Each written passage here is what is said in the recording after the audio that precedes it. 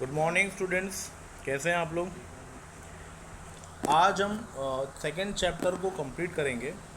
इसमें जो remaining topics है हम उसको फटाफट पहले वाइंड अप करेंगे और उसके बाद जो इसके एक्सरसाइज में जो क्वेश्चंस दिए हुए हैं हम वो भी डिस्कस करेंगे। ठीक है। तो इस इतने बड़े चैप्टर में ऑलमोस्ट जो बड़े बड़े टॉपिक्स थे वो हम लोगों ने कवर किए और आज हम कवर करते हैं पेज नंबर 26 पे दिया हुआ है जो American depository receipt and global depository receipt, that is GDR and ADR. देखते हैं ये चीज़ क्या है। In India share of the public company are listed on traded on the various stock exchange, that is BSE या तो NSE। India में जो भी कोई शेयर्स लिस्टेड होते हैं पब्लिक कंपनी के या तो NSE में होते हैं या तो BSE में होते हैं। With option of free economic policy due to globalization, some of the Indian companies share also listed and traded on the foreign stock exchange like New York, then that is NYSE, or that is NASDAQ, that is National Association of Security Dealer of Automated Quotation. To list the share on the stock exchange, company has to comply with the policy of this stock exchange. अभी जैसे कि बात यह है कि India में तो आपके शेयर लिस्टेड है ही है, बीएससी या तो एनएससी या फिर टोटल मिला के 22 स्टॉक एक्सचेंजेस हैं जिसमें बीएससी एनएससी इंक्लूडेड है। इंडिया में कहीं पर भी किसी से भी लिस्टेड करा लो, बट बोला गया है कि ग्लोबलाइजेशन की वजह से अगर कोई कंपनी चाहती है कि वो अपने शेयर्स को फॉरेन लेवल पे लिस्टेड करे, जैसे कि न्यूयॉर्क हो गया, नेस्डैक हो गया, तो उन लोगों को उनके शेयर मार्केट की पॉलिसीज़ फॉलो करनी पड़ेंगी। The policy of the stock exchange are different than the policies of Indian stock exchange. अब उनकी पॉलिसी और हमारी पॉलिसी टोटली अलग अलग होती है। Then therefore these Indian companies which cannot list their shares directly on foreign stock exchange, they get listed indirectly using ADR and GDR।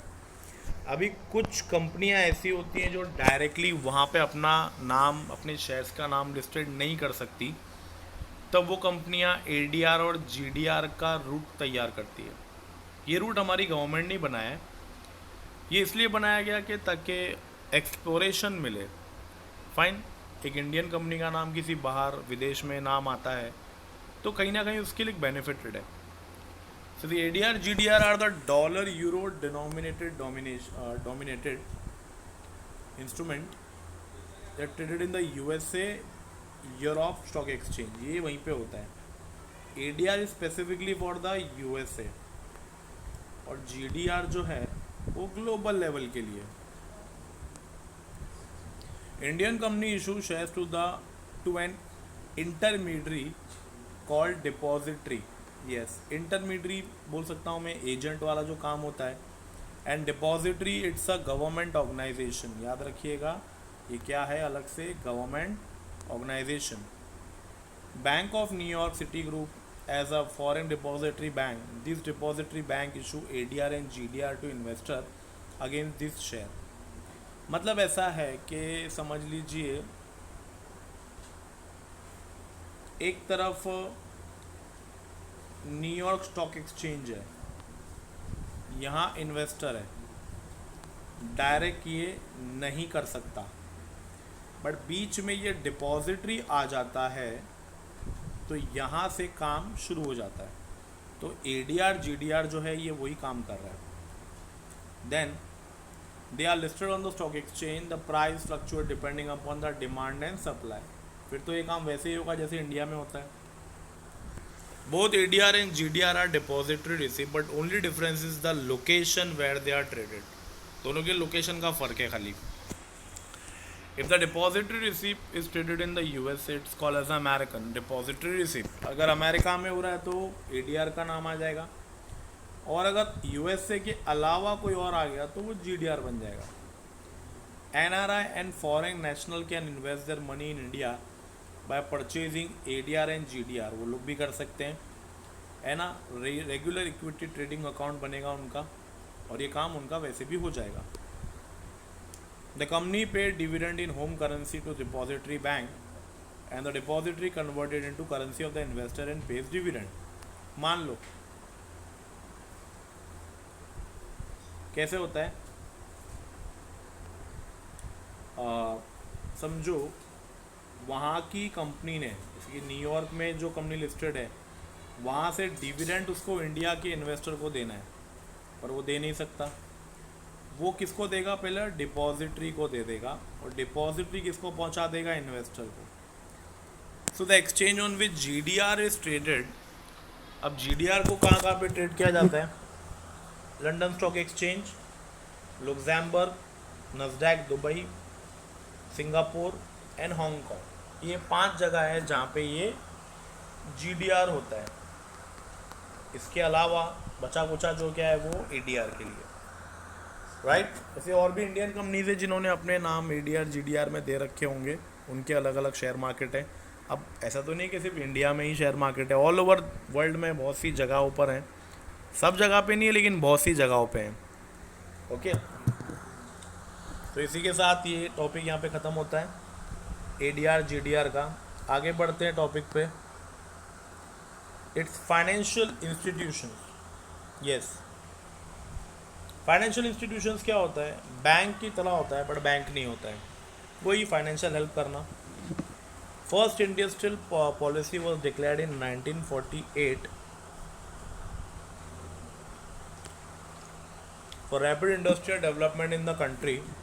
The central government and the state government have established special financial institutions for providing industrial finance. These institutions provide medium and long-term finance.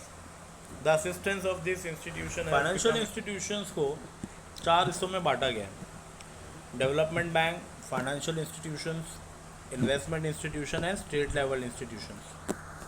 Development bank देखते क्या है, जैसे को नाम दिया है industrial development bank of India, that is IDBI।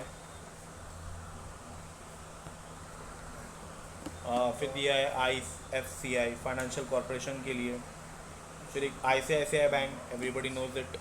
SIDBI, ये specifically छोटे बिजनेस को आगे बढ़ाने के लिए, और फिर ये IRBI रिकन्स्ट्रक्शनिंग बैंक के लिए, ये डेवलपमेंट्स के लिए। फिर जो फाइनेंशियल इंस्टीट्यूशन है वो risk capital, that is RCTC, फिर TDICI and tourism finance corporation of India, एक ये है।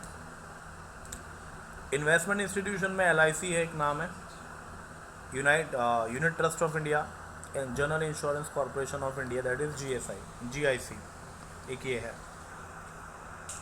State level institution, state finance corporation, state industrial development corporation, एक ये दिया हुआ है। Above mentioned institutions provide financial assistance in the following forms: to provide term lending facility, to subscribe to shares and debentures, to underwrite the issue of securities, to lend money to guarantee the term loan raised by the company। ये काम है last की category के bank को दिया हुआ है, that is state level के लिए। अंडरराइट का मतलब बता देता हूँ। अंडरराइट क्या होता है, जब कोई कंपनी शेयर इशू करती है, सिक्योरिटीज इशू करती है, तो उसको एक सेफ्टी सिक्योरिटी गारंटी की ज़रूरत होती है, तो उस टाइम पे ये स्टेट लेवल की जो इंस्टीट्यूशंस है उसको हेल्प करती है, right. And the last concept of this lesson is trade credit. No business can be run without credit, yes everybody knows it. किसी भी बिजनेस को चलाने के लिए we required a credit. Credit is the soul of the business. Trade credit financing is major source of short-term financing. Manufacturer, wholesaler and supplier of goods or material are called trade credit. जो भी लोग मतलब आपस में एक दूसरे को जो माल सप्लाई करते हैं बिना पैसे के, उसको हम कहते हैं trade creditor. They sell tangible goods to the other business concern on the basis of deferred payment। अब जैसे कि मान लीजिए मैन्युफैक्चरर है, मैन्युफैक्चरर से आएगा होलसेलर, फिर आएगा रिटेलर और लास्ट में आएगा कंज्यूमर। बट मैन्युफैक्चरर से यहाँ पे जो माल आएगा वो उधार पे आ सकता है, यहाँ पे आएगा उधार पे आ सकता है, बट कस्टमर तो उसको पे कर देगा ना। तो जैसे इसके पास पेमेंट आएगी वो रिटर्न, और रिटर्न इसको पे कर देगा। तो कुल मिला के बात ये आती है कि एक दूसरे की हेल्प हो जाती है। सो इनडायरेक्टली ये फाइनेंसिंग हेल्प हो रही है. Then the business firm extend credit, and also because of custom that had to build up over time. Trade credit is not cash loan. एक लोन नहीं होता है, कैश में नहीं मिलता है, बट हेल्प हो जाती है. It result from a trade credit sale of good services which has to be paid at the future date after the sales takes place. मतलब मैं मैन्युफैक्चरर से ख़रीद के लेके आऊँगा, अपने दुकान में बेचूंगा, जब मुझे कस्टमर पे कर देगा तो मैं आपको आगे पे कर दूंगा. ये कंसेप्ट है. बिजनेस में एक दूसरे के लिए उधारी चलती है. Then it result from a credit sale of good service which has to be paid at a future date after sales takes place. In other words, when goods are delivered by supplier to a customer and the payment is made after some time, it is called as a trade credit. So it is simply mention that trade credit क्या होता है, एक तरीके का business help होता है जो business में आपस के लोगों के लिए किया जाता है. Right. Then in a distributed trade, this kind of credit has great significance. The small retailer to large extent rely on obtaining trade credit from supplier. It is an easy kind of credit which can be obtained without signing any debt instrument. It is readily available and is cheap method of financing. Suppliers sell goods and willingly allow 30 days or more for bill to be paid. They even offer discount if bill are cleared within short periods such as 10 or 15 days. The terms of trade credit are not rigid. इसमें इतना है कि आपस में कोई ब्याज charge नहीं करता, इंटरेस्ट चार्ज नहीं करता, और जितना जल्दी आप कैश पे कर दोगे उतना बेस्ट हो जाएगा काम. सो इनडायरेक्टली ट्रेड क्रेडिट एक बेसिक सा कंसेप्ट है जो बिजनेसमैन लोगों के लिए होता है. राइट. नेक्स्ट, अब इस चैप्टर में हमने सारे आंसर्स को कवर किया ऑलमोस्ट. ये चैप्टर खासा इंपॉर्टेंट है आपके एग्जामिनेशन पॉइंट ऑफ व्यू से. इसमें से डिस्टिंग्विश बिटवीन 10 मार्क का आंसर कंफर्म आता ही आता है, ऑब्जेक्टिव लेवल पे भी आता है. सो विल सी जो रिमेनिंग लास्ट के जो हमारे एक्सरसाइज हैं, उस एक्सरसाइज में जो जो आंसर दिए हुए हैं वो आंसर्स को हम लोग यहाँ पे करेंगे. राइट. ताकि आपको यहाँ पे कंफर्मेशन मिल जाए. वैसे आंसर आपको लास्ट में भी दिए हुए हैं, बट स्टिल हम विल देखेंगे कि इसमें क्या क्या बेनिफिट है, आपको मिल जाए, तो समझ में आ जाए. ओके. सबसे पहला, dash is a smallest unit in the total share capital of the company. तो बहुत ही आसान सा आंसर है, शेयर. फिर दिया है the benefit of depository receipt is ability to raise capital in dash market. Depository receipt India के लिए तो था नहीं, ये तो इंटरनेशनल है. Then dash are the residual claimants against the income और असेट ऑफ द कंपनी. सबको बांटने के बाद जो कुछ बचता है वो किसको मिलता है. तो बड़ा सिंपल सा आंसर है, equity share holder. Then fourth के लिए पूछा है, dash participate in the management of their company. कौन पार्टिसिपेट करता है. अगेन आंसर बनेगा आपका इक्विटी शेयर होल्डर, वही पार्टिसिपेट करता है और किसी को नहीं बुलाते. Dash shares are issued free of cost to existing equity share holder, that is bonus free में मिलता है. Then the holder of preference share has right to receive dash rate of dividend, that is fixed. Accumulated dividend is paid to dash preference share. किसको मिलता है यहाँ पे, cumulative को. The holder of dash preference share have a right to convert their share into equity shares, that is convertible. Right. Next, debenture holder are the dash of the company, creditor of the company. Dash is paid on the borrowed capital, that is interest. Debenture holder gets fixed rate of interest. फिर क्या दिया है, convertible debenture are converted into dash after specific period, equity shares. उसके बाद retained earnings are dash source of financing, that is internal. The holder of bond is dash of the company. Bond holder को हम क्या कहेंगे, that is simple creditor. Company can accept deposit from the public for minimum for dash months, बहुत ही simple है, that is 6 month minimum के लिए। अगले question में पूछा है आपसे मैक्सिमम कितना होगा, 36 होगा। A depository traded in dash is called American depository receipt, तो इसका आंसर यहाँ पे क्या दिया हुआ है, यूएसए। गॉट इट, तो काफ़ी आसान है, आप इसको देख सकते हैं। नेक्स्ट,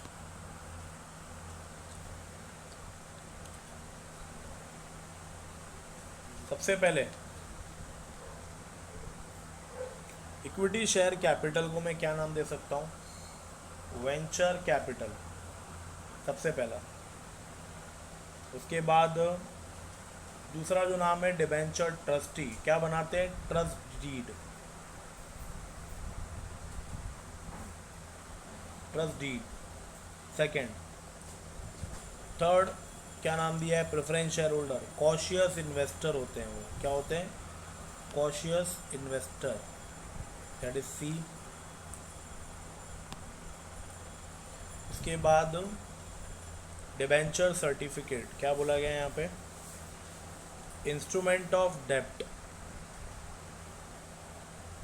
और लास्ट में क्या बोला गया है, कैपिटलाइजेशन ऑफ प्रॉफिट, किसके लिए आएगा, बोनस शेयर के लिए। So it is simple as this ई। तो ये आपका होता है मैच द कॉलम पूरा। आगे देखते हैं, इसके बाद क्या बोला है, वन वर्ड और phrase, the real master of the company, किसको कहेंगे हम लोग, equity share holder. The real master of the company किसको कहेंगे, equity share holder. The document of title of ownership of share, किसको कहेंगे, share certificate.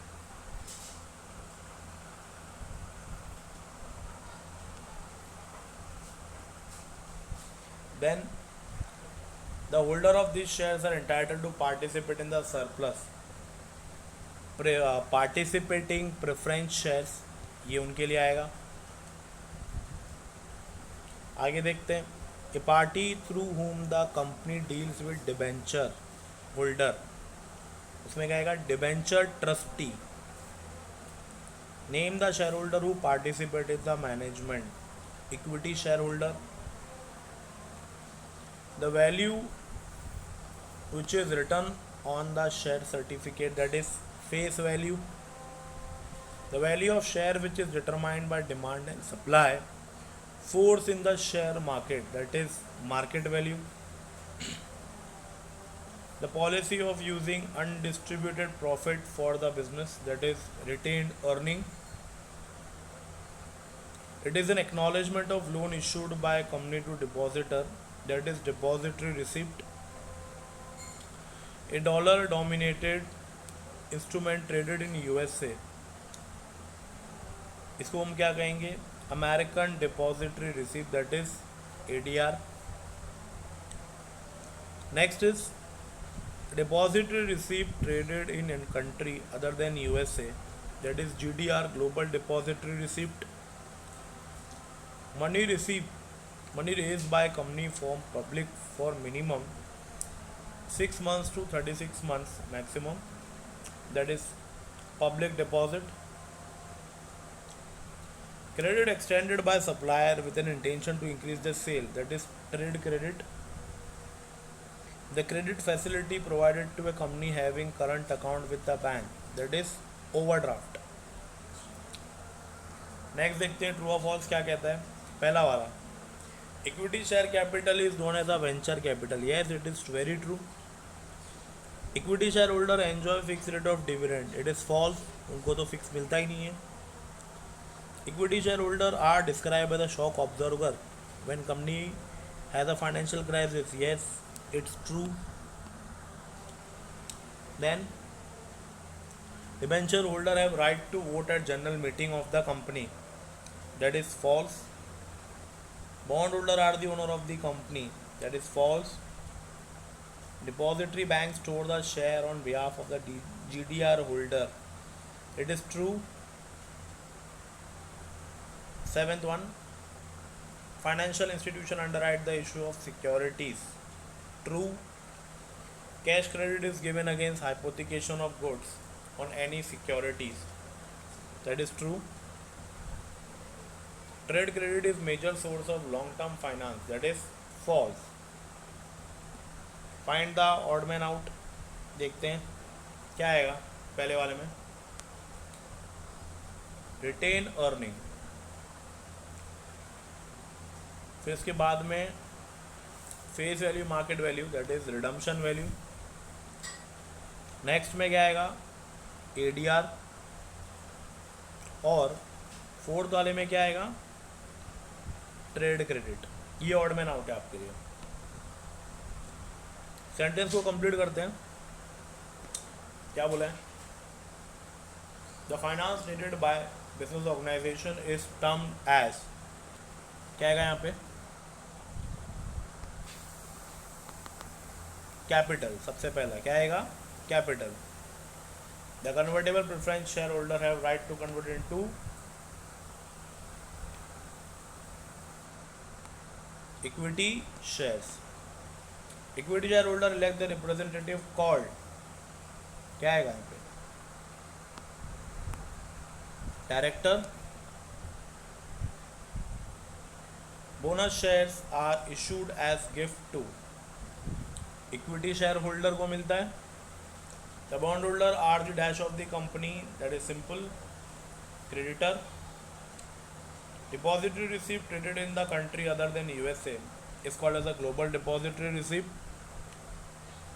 First industrial policy was declared in the year 1948. When goods are delivered by a supplier to customer on the basis of deferred payment is called as simply trade credit. Right? So these are the answers for this one. Next we have this bracket. इसमें देख लेते हैं. पहला क्या आएगा equity share यहाँ दिया है तो यहाँ पे क्या आएगा ग्रुप बी में फ्लक्चुएटिंग रेट ऑफ डिविडेंड. और ग्रुप ए में यहाँ पे क्या आएगा प्रेफरेंस शेयर्स. तीसरे कॉलम में क्या आएगा इंटरेस्ट एट फिक्स रेट. यहाँ पे क्या आएगा फोर्थ वाले में रिटेन्ड अर्निंग. और लास्ट वाले में क्या आएगा short term loan. Got it. So ये आंसर्स आप खुद से कर सकते हैं. और यहाँ पे जो दिया हुआ है ये correct the underline words and rewrite the following sentences. इसको भी एक बार आप करेक्ट करिएगा ये जो गलत गलत दिया हुआ है. ओके तो पहला क्या दिया देखो own capital is temporary capital तो ये गलत है. ये आएगा permanent. Equity shares get dividend as fix rate तो यहाँ पे क्या आएगा fluctuating rate. Preference shares get dividend at fluctuating rate तो यहाँ पे क्या आ जाएगा फिक्स रेट. उल्टा हो गया वाइस वर्सा. फोर्थ क्या आएगा retained earning is an external source of finance that is internal.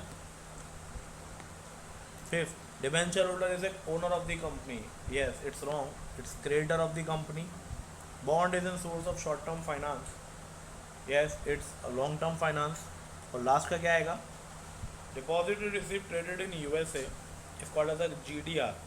तो रॉन्ग आएगा यहाँ पे क्या आएगा ADR that is American depository receipt. So student इसी के साथ हमने ऑलमोस्ट मेजर इसके जो क्वेश्चन आंसर्स थे वो कंप्लीट किए.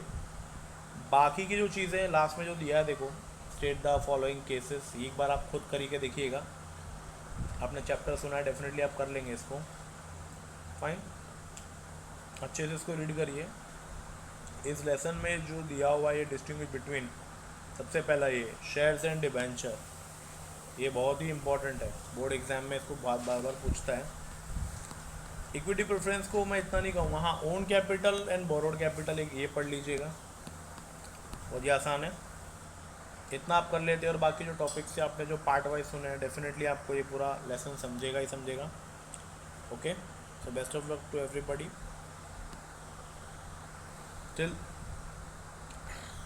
till then wait for the next lecture for the SP or either we'll proceed with the eco.